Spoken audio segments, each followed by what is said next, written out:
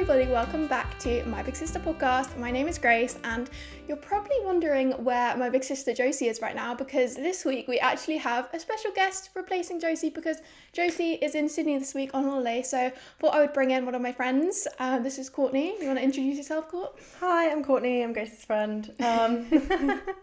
Yeah, so we basically thought this week, instead of missing out on an episode, I would bring out my friend Courtney because I feel like you have so many fun stories right now. We're going to get into that, but yeah, we are going to talk all about starting uni, potentially like going on a gap year traveling, because we're posting this in the first few weeks of September, which is obviously when it's a big like transition time for lots of people, and like starting uni or deciding what to do after uni, I feel like is like a big thing. So we're going to talk all about that. But yeah, I hope you guys are doing really well, and let's get into the episode. Okay, I feel like you guys already know all about my uni experience and how I did not love going to uni and everything like that. So I thought we would talk about Courtney's uni experience this episode because I feel like you had a very different uni experience to me because you went to a whole different uni. You actually lived in halls and like moved in with friends and stuff. So why don't you like tell everyone a bit about you and like your uni experience? Yeah, so basically I went to Bournemouth University and so I basically moved into an accommodation down there. Yeah. But it was all during COVID as well, so it's not like I actually got the uni experience of going into university. I was stuck in my room, so I kind of had to do everything over my laptop. Yeah. But I do find that because I was like stuck in my accommodation, I became such good friends with like the people that I lived with, and like you kind of you forced to like stay with the people that you were with. Yeah. And I feel like, I mean, when I went to uni, I didn't go to halls, and I feel like I would just not deal with like living with random people. Like, I don't know how you deal with it, especially when it was COVID and like you couldn't even see your family or your friends from home. Like, you were literally stuck with those people and you had to like isolate with them. I honestly don't really know how you did it, but do you have any advice on like how to make friends in uni? Because I know a lot of our listeners maybe will be going to uni like this month or like thinking about going next year or stuff like that. Yeah, I would definitely say as soon as you meet someone, like for me, as soon as you met someone, it was straight away like, oh, what's your Instagram or what's your Snapchat, something to be able to contact them with. I also think that you should definitely like, there's a bunch of group chats, like you'll be able to join so group chats like before uni starts, and people especially on your courses. I remember like the first time that I met people, we had one of my lessons and we got put into a separate little like call chat, and all those people that I was grouped with, we all got each other's numbers and like we all became friends because of that. So like don't be afraid to like just say, oh hey, like can I have your contact everyone's details? in the same boat, aren't they? Like no one's gonna know anyone, so I feel like you just kind of have to put yourself out there. And also I feel like the more people that you meet, like the more chance one of them you're gonna click with, because you're not gonna be like best friends with the first person you meet, probably not. It's gonna take you a while to like meet different groups of people, but I feel like the more people you meet, the more chance you have of finding like your group of people. 100%. I also think though that because I was during COVID, like I had quite a small knit group, but we all became close like super quickly because of it. Because you only had each other. We literally only had each other. In terms of like studying in first year, do you feel like you put a lot of effort in? Like what would you say? Because I feel like I would say to people like don't actually put that much effort into studying in first year. I feel like some people like put so much effort in. This happened to me. I put all my effort in first year trying to get like firsts, and then I was so like burnt out and sick of studying by like second and third year that I didn't do as well in second and third year as I did in first year. But then also on the other hand, there's some people that just go crazy and party and like don't do any work. So I feel like there's a good balance. I don't know what your kind of vibe was in first year. For first year, again, because it was all online, it was such a different experience. Like I definitely was the type of person to kind of bin off a lot of my lectures. I didn't go to a lot of my lectures. I kind of did all of my tests and exams like the very last minute. Oh, that would be me which as well.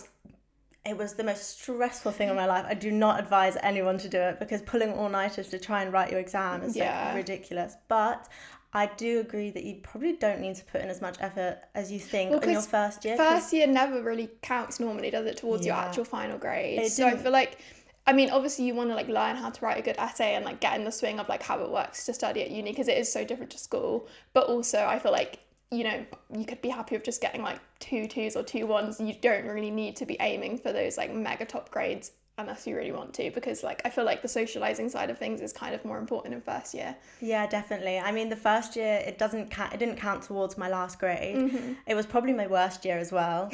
See, mine was my best, which was so stupid because I literally put so much effort in. I think because I was living at home and I like it was locked down as well when I was at uni, even though it was a year after, it was still locked down then. And I just spent all my time like trying to make my essays perfect. And then by the time it was the end of first year, I was so tired of studying, I just kind of give up for second and third year, which is really the wrong way around. I should have put much more effort in third year, to be honest. But definitely.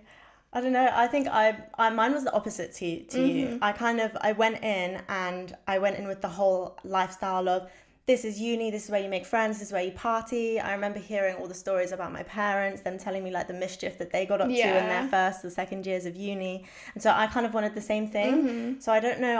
I feel like I went to uni for the life of uni and not for the education, which I wouldn't recommend, because about halfway through second year, I really, really slumped. I really didn't want to be at uni anymore, and I didn't enjoy it. But I felt like I'd gotten so far that I had to finish. But I definitely think that if you're going to go to uni, because especially nowadays, you don't really need to go to uni anymore. If you're going to go to uni, you should go because you want the education, not just to go and make friends and party and whatnot. Yeah, I feel like it's such a big thing. And I feel like when we were in school, so me and Courtney went to school together, if you guys didn't know. When we were in school, I feel like no one kind of mentioned the fact that like going to uni is more like a choice. I feel like at our school it was very much like most people were going to uni pretty much. I know they did talk about like apprenticeships a bit, but I feel like it was kind of the thing of like most people going to uni, and they didn't really talk about the fact that like you're signing on to so much debt when you're signing up to go to uni. Like I feel like all the teachers were like, oh, it's not a real like debt, like the student finance, it, really notice it, gets written off in 20 years and all this stuff. But like actually when you think about it, it's like you're committing for 3 years of your life to be paying that much money, and like also all the other costs that come with living in a different city and like, you know, moving and everything. And I feel like it's just not kind of like express like how much of a commitment it is, and like we should really think about like all the other things apart from just like having a fun party and like moving in with fun friends, because I feel like it is such a big commitment, and like I don't think everyone needs to go to uni. And I feel like there's a lot of universities that have like courses that aren't necessarily going to be that helpful to get a job, and like aren't going to be that helpful, and they're kind of just running them to get the student finance off people.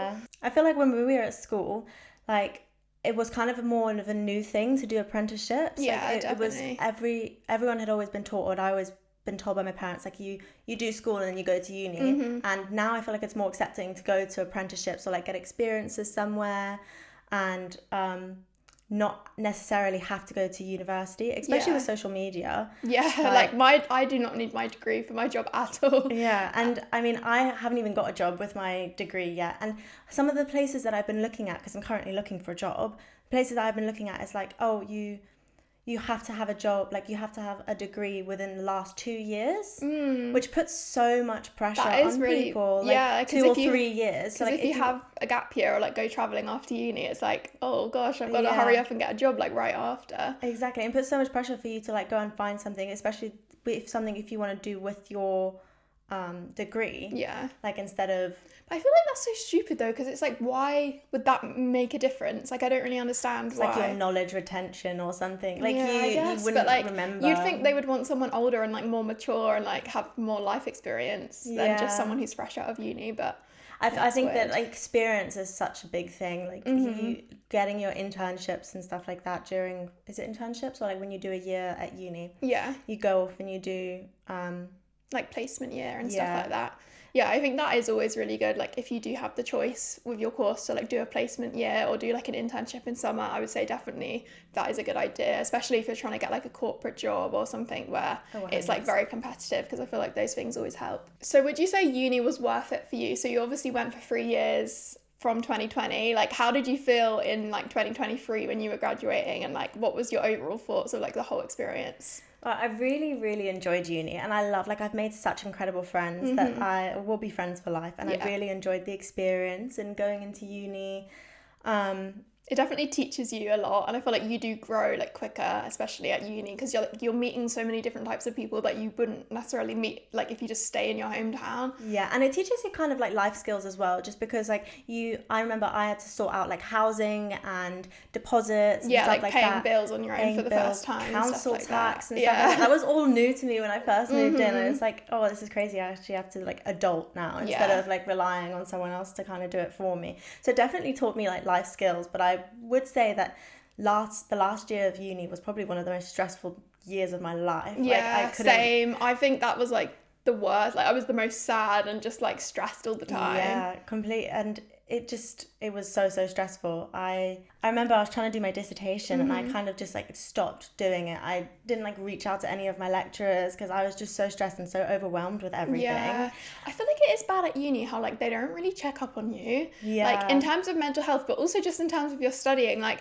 I feel like especially when it's like finals week or like you've got your dissertation coming up, you stop going into classes and it's like you're just kind of left to get on with it. And like I know it is, you are an adult, but like no one reminds you to do anything, like no one checks up on you, no one's like, and you could just sleep through the date that you're meant to submit your thing and then it's like, oh, that's it, like oh, you didn't submit. Like I feel like it is so different to school in the fact that like at school it was like every week they're reminding you that you've got homework, they're checking you're doing it, they're checking your study folders and all this stuff, whereas at uni it's suddenly just like, this is the course, like here's the reading, you go do it, you go work out how to write an essay, you go work out how to do a reference, and we're not going to help you. Like it is crazy, like the difference in learning. I feel like it is a big shock if you go from A levels straight into uni because it's like, whoa, this is very different.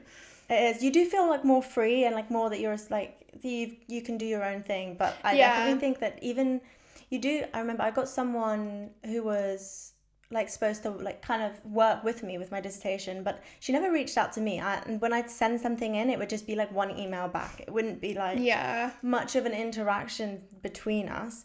And I would definitely, if I was to redo it, I'd definitely try and like make a bit more of a connection with the person that I was given, just because I think it would have helped me so much, because I ended up actually getting like 2 extensions on my dissertation. So don't stress out too much if you're really in a bad place or like you really don't feel like you'll be able to like complete your assignments.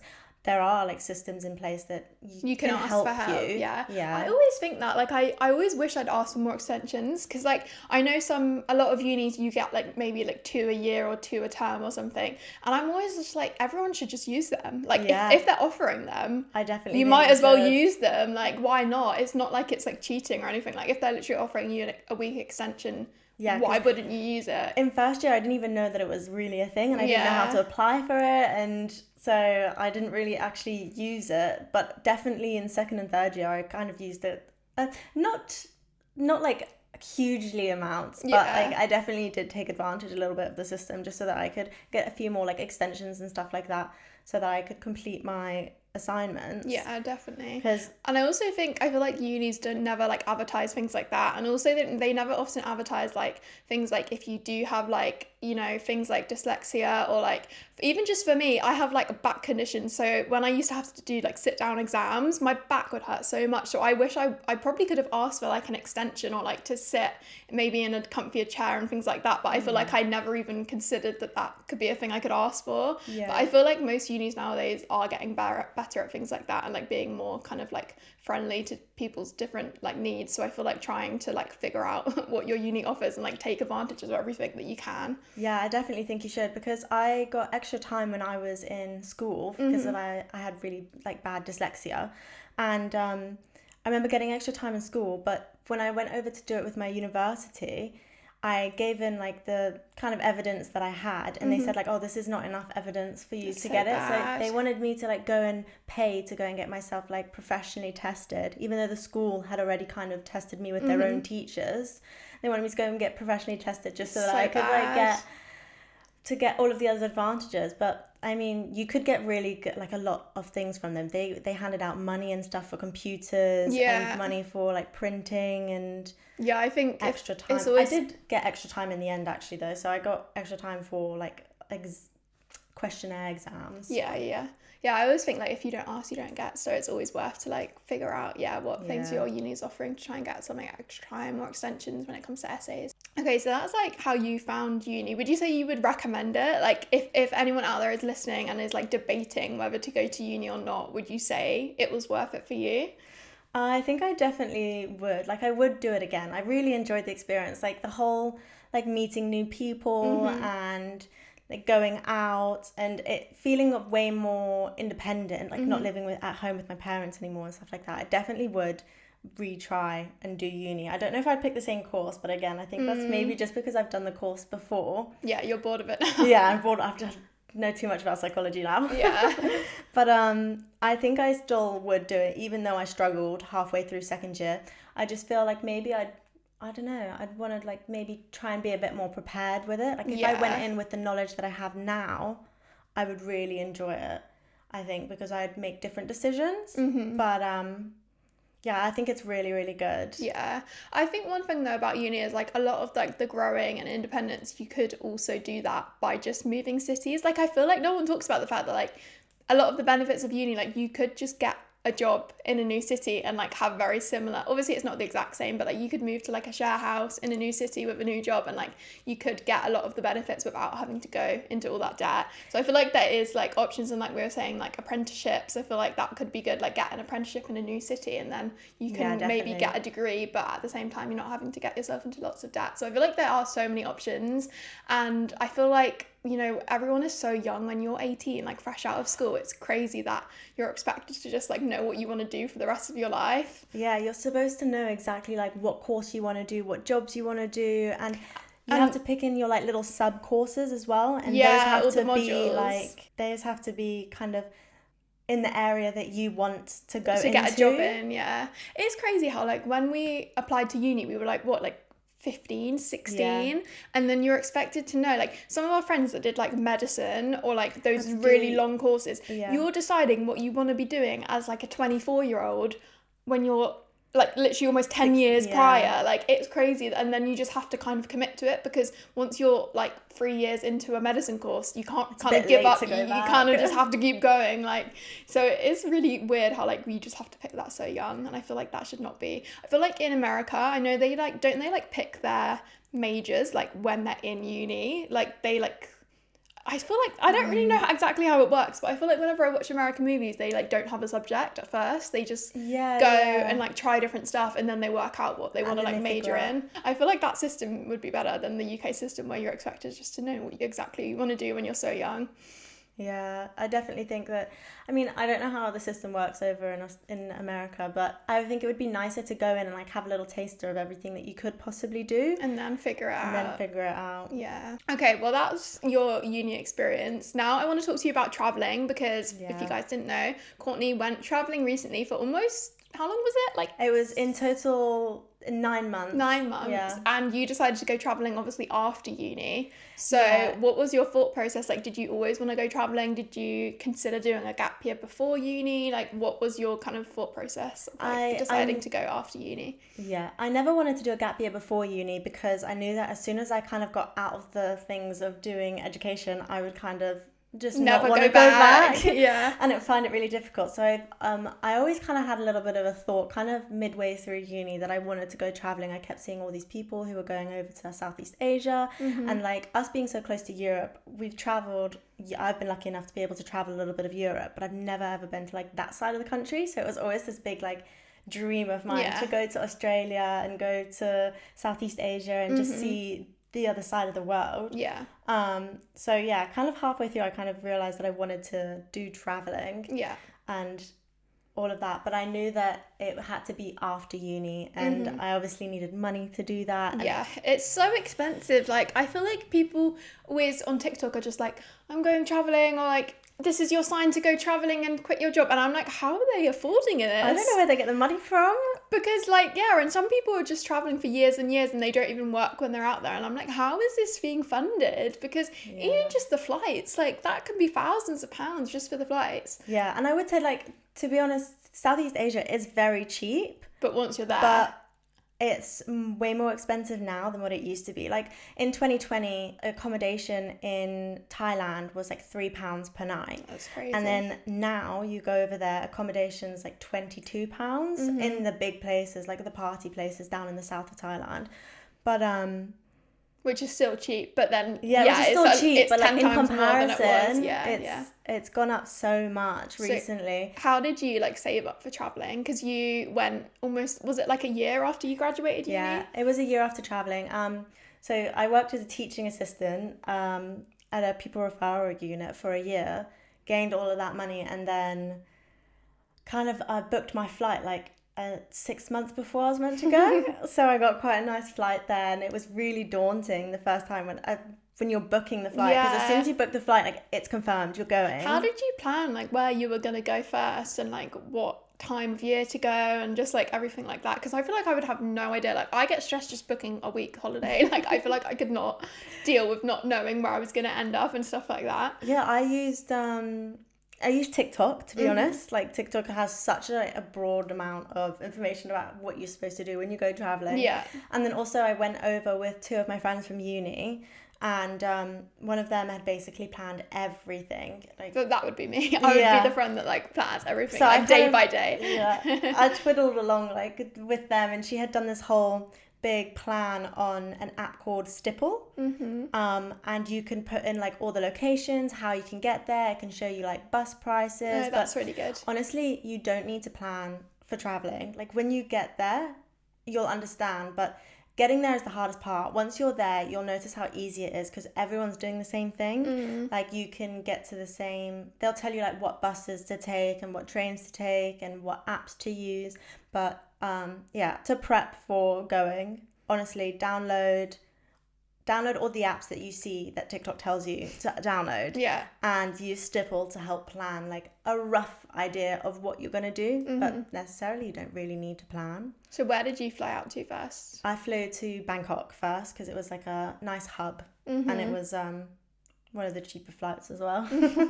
I also ended up doing, like, the banana pancake route, it's called. Why is it called that? I have no idea why. It kind of looks like a banana pancake, apparently. But I did the banana pancake route. I feel like there's so much, like, lingo when it comes to traveling that, like, I just don't know what you're talking about. But, like, if all the traveling people, like, know what you're talking about, if anyone's listening that's been traveling too, then they'll understand what the banana pancake route is. But yeah, I landed in Bangkok and I ended up going up, but you change your plans all the time. So I went north and then through into Laos. But where you're meant to do the banana pancake route, you're supposed to go straight into Vietnam. But, like, things just happen and you just change your mind randomly. Like, the weather isn't working in your favor, or, like, you've found some friends along the way and you want to travel with them. Like, you'll just kind of change your mind last minute. Yeah. And so I ended up then going down south of Laos and doing that instead of the banana pancake route. Did you find it easy to make friends? Like, I feel like I would be so daunted by the fact that, like, you have to talk to strangers. Like, I feel like I'm such a worrier that I would be, like, scared and, like, worried about things happening, or just, like, I don't know. I feel like I would just be so worried. So how did you deal with, like, you know, just going up to people and, like, talking to them? Or is it kind of like everyone's in the same boat? I guess it's very similar to, like, being at uni, isn't it? Yeah, it is. Everyone's in the same boat, so everyone is trying to make friends. You kind of, like, I don't know, I would scout for people. They're going out, like, do I want to be friends with you? Or, like, you look like a nice person, you look like you'd say hi to me, blah, blah, blah, beforehand. And then I can't lie, for the first, like, couple of months, the only way that I found to, like, really make friends is to go drink and, like, drink a lot of alcohol. But I really fell out of that and I didn't really want to drink anymore. I kind of got a bit sick and tired of it. Yeah. But there are also, like, apps and stuff that you can use to make friends. I forgot what one of them is called. It's like my BFF or something like that, Travel BFF. You can make friends through that. But yeah, everyone is in the same boat, so it's not, like, weird to go up to someone and be like, hey, like, what are you doing today? Or you'll go into a hostel room and the first thing you do is say hi, and you're just very friendly with them, and then eventually you'll, like, get into a conversation. They'll say, like, oh, this is what I'm doing tomorrow, and you kind of just, it feels really weird, but you kind of have to go up to them and just be like, oh, can I come with you? Like, you have to kind of really put yourself out there, and it's, like, it feels really strange, but it really boosts your confidence, I think. Like, I find I'm way more confident now that I've come back from traveling, because I had to go up to people and be like, hey, do you wanna I'm Courtney, go and do this with me? But I was also lucky enough to meet someone quite soon in the beginning. We became really close friends quite quickly, and then lucky. I did, like, about 3 months of travel with her. Wow. We followed the same route and everything, and then, like, midway through Vietnam we just split up because I flew over to go and see my parents instead. But yeah, it was it feels really daunting, but as soon as you get there, it's really not as scary as it seems to be. It's just getting there and getting into the routine and starting it. Like, it's not as bad as you think it is. Yeah. I feel like my only, like, knowledge of what traveling would be like is the In-Betweeners 2 movie. Have you seen that? Yeah. Where they like playing guitar by the fire, and it's all just these people It's with like loads of bracelets on, or like being very like long hair and like. Do you know what? It's actually, in some places you don't even feel like you're backpacking, which is really strange. I feel like because so many people go to Southeast Asia to travel that it's turned into a bit of a, I don't know, a party place. Like you'd go into the south of Thailand, and honestly, this is the point where I kind of quit drinking. I was like, I'm done with drinking.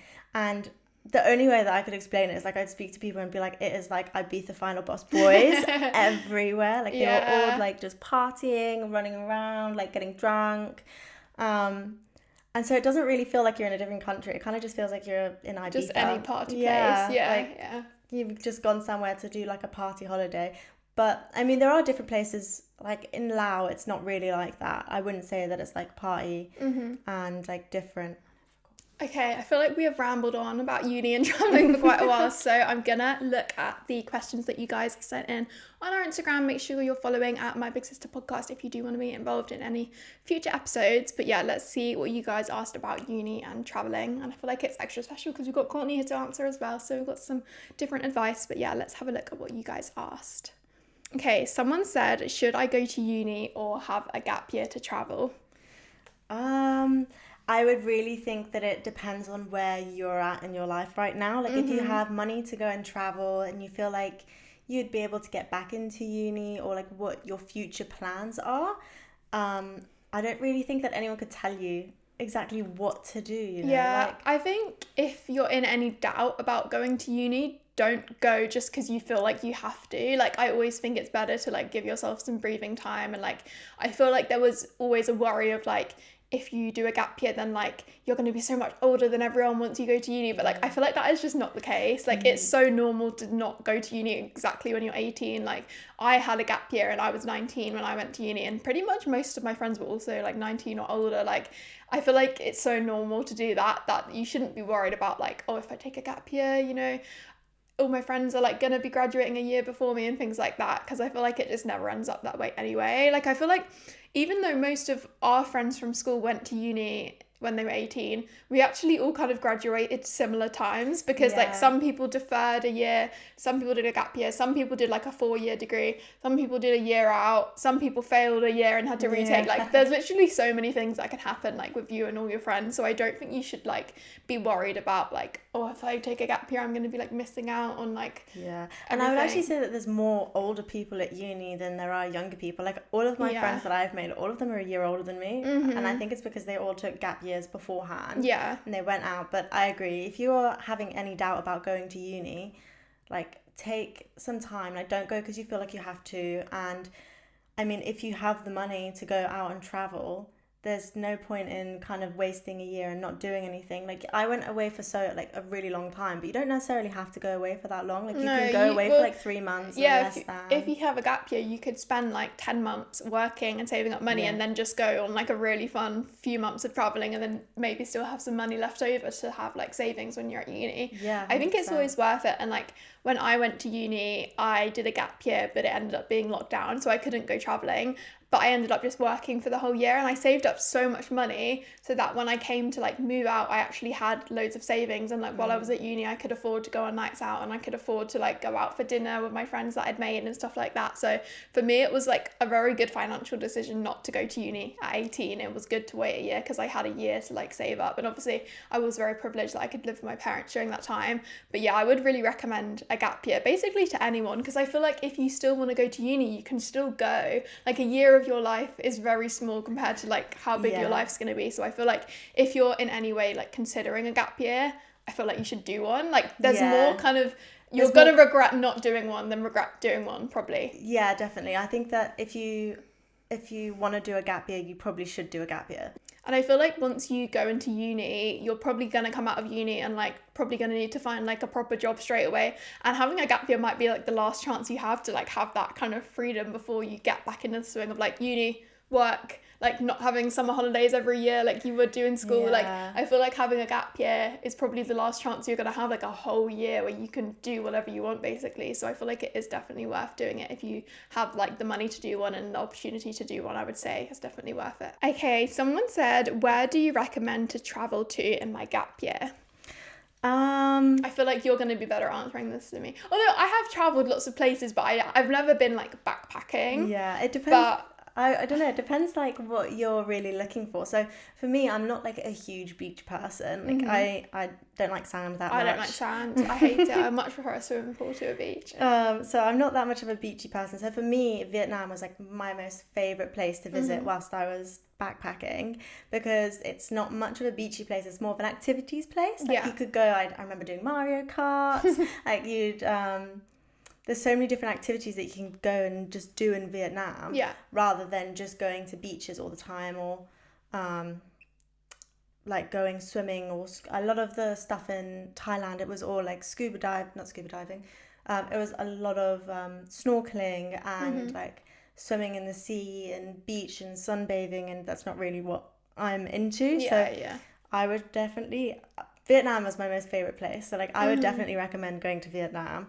But I know that it is very far away. So you could also do like Europe if you wanted to. But I think I would like to travel around Europe. I feel like that would be more like my comfort zone, because it's nearer to home. Like if you do get homesick, you could just fly back. You could definitely do interrailing. Yeah, I feel like after watching, have you seen Race Across the World? Yes, I have. I love that show. I really recommend that show. If you are like wanting to go traveling, I would say watch that show, because it gives you like a good insight of like how to like deal with it and stuff. Yeah, I watched the show Race Across the World before I went traveling around Thailand, and it gave you like so many little like ideas of like what you could do in each place. Yeah, and, like the key things to see and stuff. And when I was there, I actually met Owen, the winner from. I haven't seen that season, so I'm not really excited, but I'm excited for you. I need to watch his season. Cool, I've only watched like a few of the seasons of Race Across the World. My favorite, I watched the one in Canada. That was really good. It made me want to go to Canada. I haven't watched any of the other episodes. I only watched the one for Southeast Asia because I was going there, and it really does help you, because it kind of shows you how easy it is, and they're on a budget as well, so it's good to like see. But yeah, watching that show, I watched like the Europe one of Race Across the World. I think that was the first ever season, and it showed you how easy interrailing is. Like I've never really thought, and also just like getting coaches across different countries in Europe, like I've never really thought about doing that, because I feel like in England, like you normally just fly, because obviously you have to fly to get across the channel most of the time. And it's close. Yeah, it's close enough, and like the flights are quite cheap. But I never realised you can just get like a coach to all these different countries in Europe, and also a train. Like it can be so like fun to like actually see the country while you're like going around. So I would recommend watching Race Across the World if you're like wondering where to go travelling, or like want to see the vibes. I feel like that show is like a good. It's a good, like, it gives you a good idea of like the place that you're going to, and gives you a little outlook. And they even do like little activities in there. I know that they're not doing much because they're trying to get to their like end point as quick as possible, but they do little things, and it can give you some ideas, and it's really definitely good little insight. Where would you say the best country was for food when you went?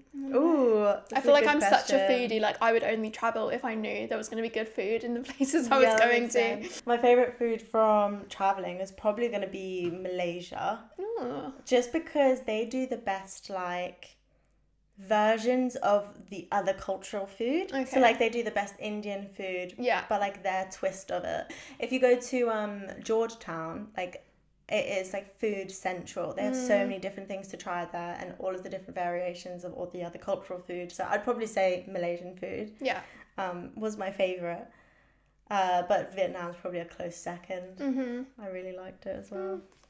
Okay, this question might be, I don't know if this is a bit controversial, but someone said how to deal with annoying flatmates at uni. Obviously, I did not move out to like in halls, so I haven't had experience with this. I mean, you don't have to talk on your personal experience, but what would you say to someone that like has just moved in and their flatmates are like not their sole person, and like you know you've got to live with them for a whole year now? You don't have to live with them for a whole year. That's so true. Yeah, you genuinely. It seems like a really big thing to have to actually change rooms, but when I first moved in, the people that I started living with at the beginning of the year were all completely different to the people I finished off living with. Because there were two people who lived with us, started having fights with other people in the accommodation, but they ended up just getting up and leaving and just moving into a different room. And then I had another friend who I had met, and I told her like, oh, we have a room available, you should come move in, like you need to come moving in with us, and blah blah blah, and she ended up moving in as well. So yeah, those two rooms that ended up like opening up, I kind of want to say like we searched, but we didn't really search. It was kind of you made friends and then they were like, oh, we don't like our flat. And we were like, oh, we have a space in our room. Do you want to come and join? Like, yeah, I feel like there can be so much pressure of like these are gonna be your best friends, your friends for life. It's gonna be whoever's next to you in halls, but actually, you don't have to. Like, if you are having like a horrible experience or like people are being mean or like it's just awkward, you can just ask to move rooms. Definitely. And like, I feel like the earlier you do it, the better, because then like it's not. People probably haven't even met you yet, so they won't even notice that you've moved rooms. So. And a lot of people you might live in there and think that it's fine, and maybe like 2-3 months down the line you're like, oh, I really hate this. Yeah. A lot of people tend to like drop out or something within those first couple of months, so rooms become available and you can just like pack up your stuff and change rooms and move in with different people. Yeah, like it's not like you're stuck with them forever and gonna have like a terrible time. But yeah, also it is kind of just your living space. Like you can go out and you can meet other people or... Yeah, I feel like if you just are like somehow stuck living with those people, like you just kind of have to just, not try and like not interact with them. Civil, like if you see them in the kitchen, just wait till they're gone to like go cook your food, or like just try not to bump into them. And most like halls, like you're not sharing a bedroom. I feel like in America it's much more common to share like an actual dorm room together, but in the UK most of the time you've got your own bedroom, so like you don't need to interact with people like most of the time if you just shut your door. I think that's so weird as well that you'd have to share a room with someone else that you've never met. Like what if they go in and like take your stuff? I know. I always think this because when I was watching The Summer I Turned Pretty when she went to college, and I was like, I just don't understand how, like, what if they're a complete weirdo? Or like, what if you want a boy round? Like, what do you do in that situation? They'd have to like put the sock on the door or something. But I would be so annoyed if like I need to go in my room to get something and then I just can't go in because your flatmate has a boy round. I feel like it would just be so awkward. Yeah, I think it's the strangest thing. I don't know how that would work at all. Like, I just don't really get it. Yeah, no. At least, I mean, in the UK, the worst that you're going to get is you have to share a bathroom with people. Yeah. But, you don't, you just have to, like, live in your own room, basically, I would say. And don't stress too much if you don't like them. Yeah. But you can always change and up and move, Someone said, I'm moving to Australia. Do you have any tips? I guess we can both answer that because we've both been to Australia. I haven't been like traveling, but I, went there for like 4 weeks at a time to stay with my sister. I love Australia. I feel like it's such a nice place. I don't know if I would want to live there personally for like a long time because it is just so far away. Yeah. I mean, you were there. How long were you there for? I was there for 3 months and a little bit more than 3 months actually. And initially, I'd always had this dream, like Australia's going to be the place that I live when I'm older and all of this. And I went there and I think I've completely switched and changed my mind just because of like my whole family live in the UK. And like we've moved around a lot and I've seen how my parents they have friends, but they all live in a different country to them. And so when I was in Australia, I just found like it was really difficult to kind of make friends and the time difference between here and there. Like I could hardly ever speak to my parents. Yeah, it's impossible. Everything's so far away. Like in Europe, you can pop over and it's like in a couple hours and you're in a different country. In Australia, it's like 5 hours between like Brisbane and Sydney. Yeah. Like your holiday destinations would be Australia based. So I think I changed my mind with living in Australia personally. I feel like if Australia was literally, if you just take Australia and moved it nearer to England, like everyone would live there, but it's just the distance that I think stops a lot of people, especially if you're in the UK, because it really is like such a nice country and like it does have a lot of similarities to the UK, so you don't feel too much like it's too much of a big cultural switch up. Yeah. But then it's, the things like you said, like the time difference and just how long the flight is. Like, if there was an emergency of your family, it's going to take you at least a day to get to them. Like, just stuff like that. I feel like if you're close with your family and your friends, it's like a big kind of major thing of like why you wouldn't move there, at least for a long time. But I think it is a really nice place to travel to. Like, 100%. It's so easy. They speak English. If you speak English, it's, there's so many similarities to the UK, so you don't feel like too much of a culture shock when you get there. I mean, I think it's such a good place to go and travel, 100%. Yeah. Like, there are also like specific routes that you can follow and everyone would be doing the same route. Yeah, in Australia. And it's literally like the UK, but it just kind of has warm. like bigger... Yeah, it's warm, it has bigger roads. Everyone's a bit more chill. Everyone's, and the Australians get on really well with other British people. Yeah, definitely. I feel like, I would move there if it was nearer to England. Yeah, if they took England and made it Australia so that it was like warm but still next to Europe. Yeah.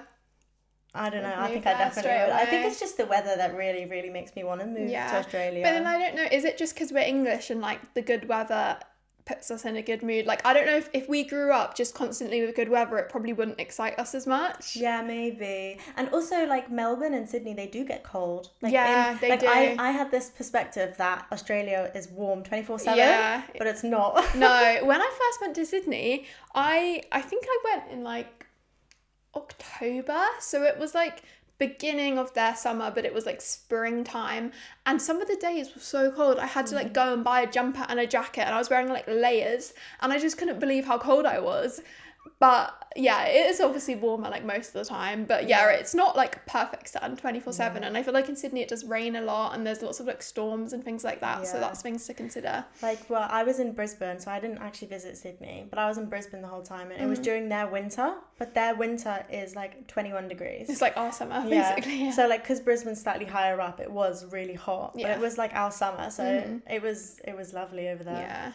But it did get hit with like cyclones and stuff like that. Like, they've got crazy weather warnings over there. Yeah, they do. Yeah. Okay, I think that is all the questions we have time for. I hope you enjoyed being on the podcast, Courtney. Of course. If you guys did like this episode, please let us know in the comments, because Courtney can come back when Josie's back as well. I hope Josie's having a good time in Australia, seeing as we were just talking about it. I hope she is. Where is she at the minute? She's gone to Sydney to see, because her husband's parents live in Sydney, so she's gone to stay with them for a bit.